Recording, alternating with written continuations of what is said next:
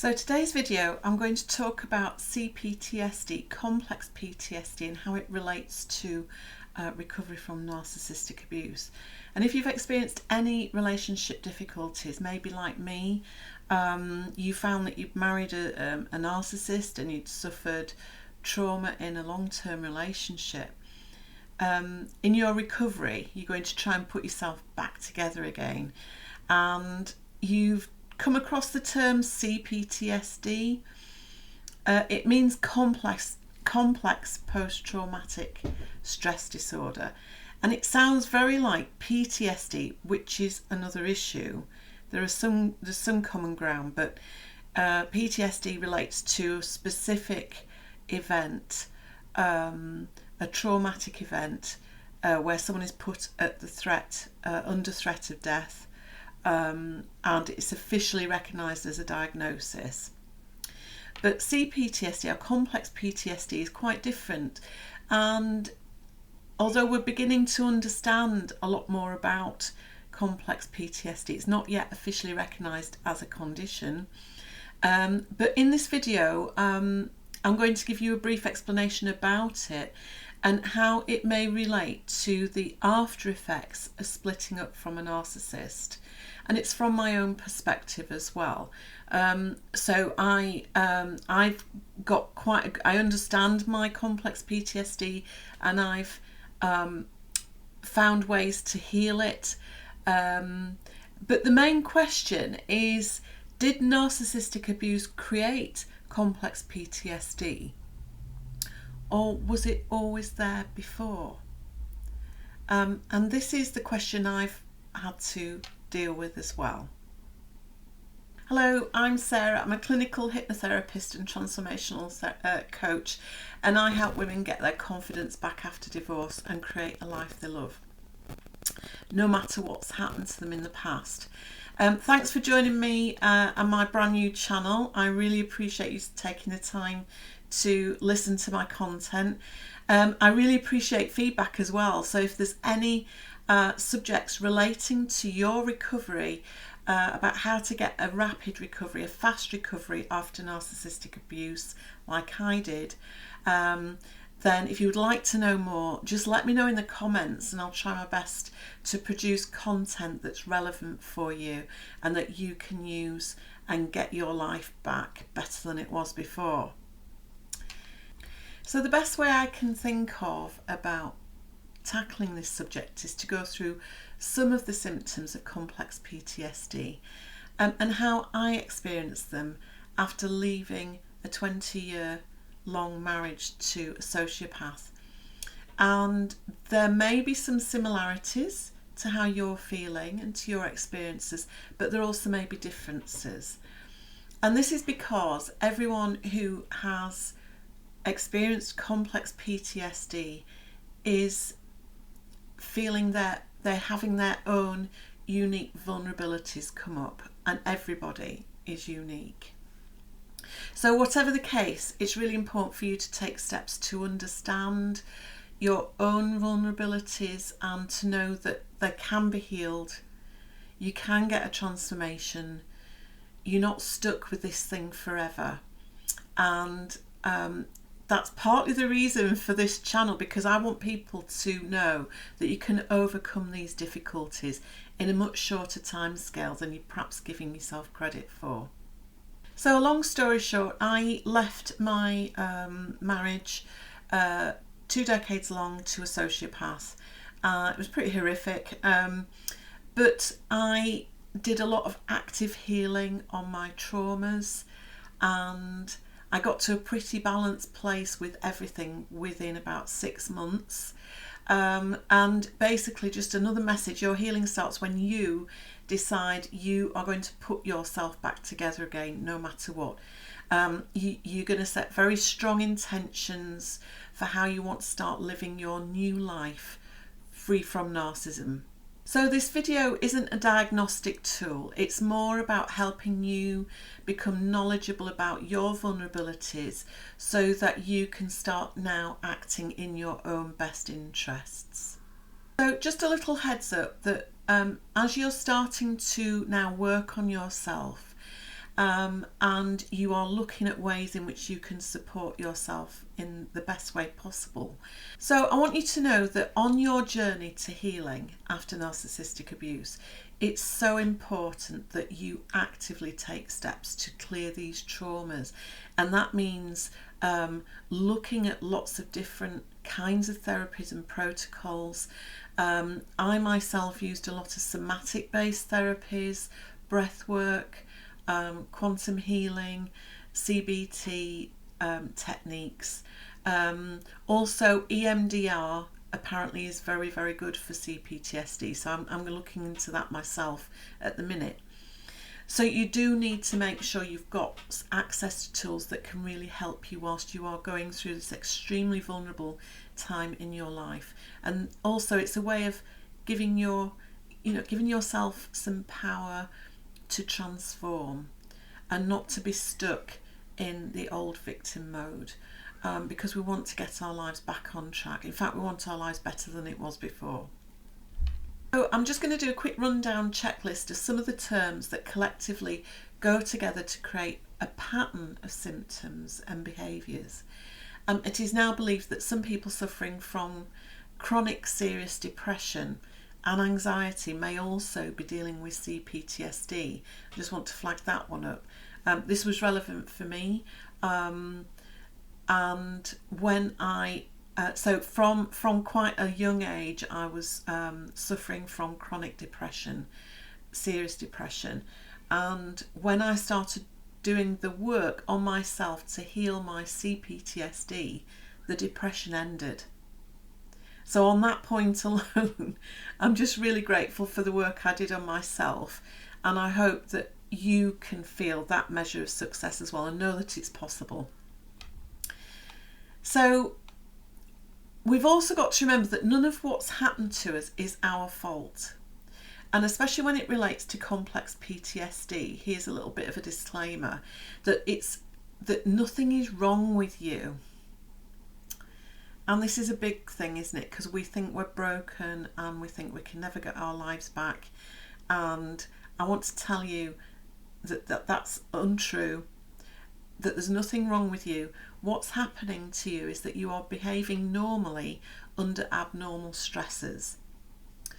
And it could be that it's linked to childhood. So I'm going to talk about that in a little while.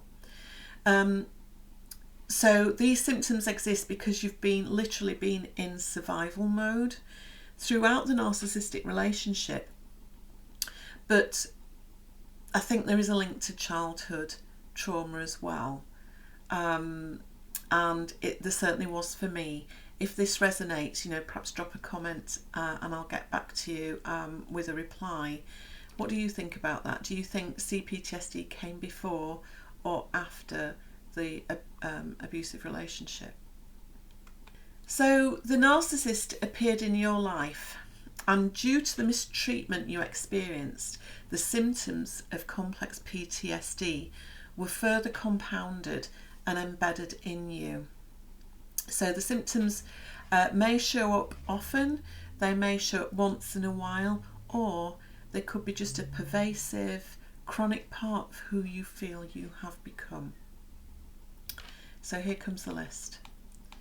So you may experience intense emotional flashbacks and triggers. You may be experiencing low self-esteem. There may be a sense of hypervigilance on occasions, and also an avoidance of triggers. Sometimes you may feel like an emotional detachment or distance or an avoidance of heavy emotions. There may be times when you feel you've become very emotional, you're experiencing very strong emotions, and that's a sign of emotional dysregulation where the feeling just feels overwhelming. Okay, there might also be some intense feelings of guilt and shame and intrusive thoughts that go along with that. I've heard these described as shame attacks. Here's another one. This is one that affects me from time to time. Dissociation is like a numbing out or a blocking out of it's a sensation in your body where you kind of clock out, and it might make you feel a little bit otherworldly, like you're kind of looking down on something but you're not in the situation. Or another expression that's used in the north of England, maybe, I don't know whether you've heard this at all elsewhere, but away with the fairies. It's a way of breaking away from a difficult situation. It's probably worthy of a video all on its own. Okay, I'm going to continue with the list. So another thing is that there might be a distorted perception of the perpetrator, believing that this person is the embodiment of perfection, either a perfect partner or a perfect parent. I did have that for a while. There might also be problems relating to trust. So that might lead to becoming withdrawn socially. It might lead to people feeling overly cynical about people's motivations. And it might lead to being strongly independent and not requiring a connection with anybody at all.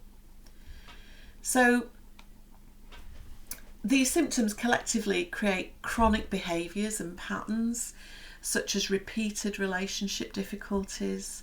There might be some social anxiety, in my case nervous rashes and chronic inflammation, negative self-perceptions, self-blame, self-disgust, decreasing self-esteem, a very highly critical inner voice. It can also lead to things like eating disorders, and shame-based ideas and perceptions about your body. There's a general feeling of helplessness and powerlessness, that we can't do anything different to these feelings. And as I mentioned before, it might lead to chronic depression, chronic anxiety. There might be a feeling, the feeling of powerlessness might also relate to situations at work and career. Also, there may be an aspect of you where you suffer from disrupted concentration and lack of attention to tasks, that you're easily distracted. Okay, so you may think that these symptoms started with the narcissist, but as I got to find out, many of the symptoms for me were already present before the narcissist came along. It's just that in the marriage there was an increase in the severity of the symptoms of complex PTSD, and my triggers and vulnerabilities were being hit over and over and over again as a result of mistreatment and abuse. So the symptoms just continue, and you literally are in survival mode, fighting for your life. And it kind of also explains why we put up with the mistreatment, because it was our normal. So even if our normal was living in survival mode, and when I was doing a lot of healing, and I still do a lot of healing, but when I was sort of coming out of this horrible post-narcissistic abuse black spot, I was sort of making these connections between what was happening in my relationship and what had happened to me in childhood. So there was a lot of aha moments. So maybe that's true for you. Please don't despair. You can heal from all of this. So what's generally now understood is that these symptoms do have a root cause in childhood and at a developmental age. So if you have children yourself, you will know that children are developing so fast from birth up to about the age of 7, They are laying down the foundations for their own self-identity. And so if trauma was present for that child in that age range, because children absorb their experiences and they take on beliefs and behaviours that help them to adapt and stay safe in difficult situations. So even if they don't feel safe or they don't feel loved or nurtured, the experiences that created the trauma are usually sort of chronic and repeated. So it might not be overtly abusive experiences, it might be witnessing abuse, it might be episodes of neglect, and having feelings disregarded. So they're not single incidents of trauma, but they're repeated and they become chronic and pervasive for the child. So this may come as a surprise to you, or you may be thinking, well, that makes sense. And this is what I was thinking when I was in recovery. It was, well, I always knew I had a difficult childhood, and it kind of does make sense. I was beginning to join the dots. So it's a very challenging time to realise that this has happened to you, and I want you to know that there are incredible therapies now that you can access, that you can make use of, that will help you recover a secure sense of self and also able to process these early traumas. In my case, I had experienced a difficult childhood because I had a narcissistic mother, and that fact alone is going to cause developmental trauma for a child. And again, maybe this is the subject of another video at some point. But I had other factors as well to contend with, and when I became, in my recovery, when I became a bit more knowledgeable about this topic, I realised I had something called a very high ACE score. This is something you might want to do a little bit of research on. So it was a study that began to start understanding childhood trauma, and ACE stands for Adverse Childhood Experiences. And you can find out your own ACE score, because it is it's a very simple questionnaire. You can Google it and find it online, and you can score your own ACE score, and it turned out mine's very high. And it's a little bit, although it's upsetting, it's an upsetting topic, it gives you a little bit of understanding and validation about what's been happening for you throughout the whole of your life. I think the challenging aspect of all this is that the narcissistic relationship kind of brought all of this to our attention. And it seems a bit of a paradox, doesn't it? And I'll tell you what I mean by that. In some ways, I'm glad I got to know what I was dealing with. It answered so many questions about why I had such low self-esteem and lack of confidence. And it explains why I found life so difficult for so long, including, serious bouts of depression throughout my life too. And now I know it was because it was a result of complex PTSD. So we get to know our vulnerabilities, and this is a good thing. It's not a bad thing. Now we know where we are vulnerable, we can start nurturing ourselves and loving ourselves. So if we don't know how to do this, we can work out how to do that. That's what I did. Please check out my other videos, because I give roadmaps to recovery on these exact topics, especially how to learn yourself and how to grow your self-esteem. So watch till the end, and I'll link some of my content there for you to continue this study. So how does it all relate to your relationship trauma now? Well, in my case, the effect of living with the abuse of a sociopath kept me in a state of feeling triggered and reacting to events from a place of activated chronic childhood traumas, feeling powerless, feeling hopeless. And I was basically reliving the feelings of the past and bringing it into my present life. So my childhood trauma was being reinforced, and that leaves you feeling like a shell of a person. And this is a narcissistic abuse experience. It takes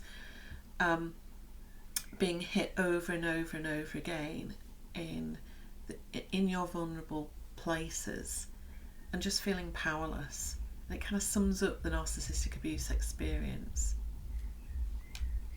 So we're becoming knowledgeable about how we are as a person, and it puts us in a good place to do something about it, because what we don't want, and what I don't want for you and what I didn't want for me, was to repeat patterns of negative relationships, which is a symptom of complex PTSD. So we can interrupt all of these patterns, and we can start rebuilding our life, reclaiming a sense of who we really are.